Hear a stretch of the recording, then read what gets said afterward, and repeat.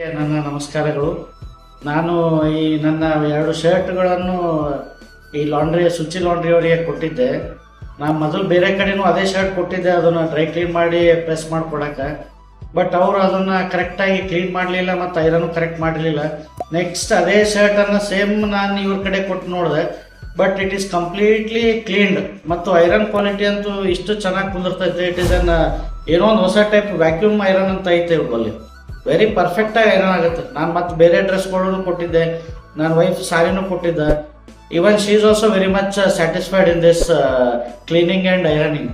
ಅದಕ್ಕೆ ನಾನೇನು ಮಾಡ್ತೇನೆ, ಮತ್ತು ಅದು ಪ್ರೈಸು ಕೂಡ ಭಾಳ ಅಫೋರ್ಡೆಬಲ್ ಅದ. ನಾನೇನು ಅಂದ್ಕೊಂಡಿದ್ದೇನೋ ಭಾಳ ಇರ್ಬೋದು ಫ್ರಾಂಚೈಸಿ ಅದ ಅಂಥೇಳಿ.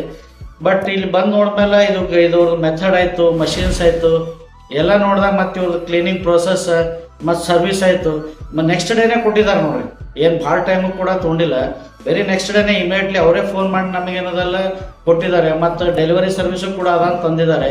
ಹೆಚ್ಚಿಗೆ ಕ್ವಾಂಟಿಟಿ ಇದ್ದರೆ ಡೆಲಿವರಿನೂ ಅದಂತ ಹೇಳಿದ್ದಾರೆ.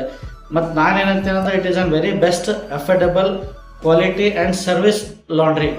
ಸೊ ನಾನು ಕೂಡ ಎಲ್ಲರೂ ಸಜೆಸ್ಟ್ ಮಾಡ್ತೀನಿ, ಒಂದ್ಸರಿ ಟ್ರೈ ಮಾಡಿ ನೋಡ್ರಿ.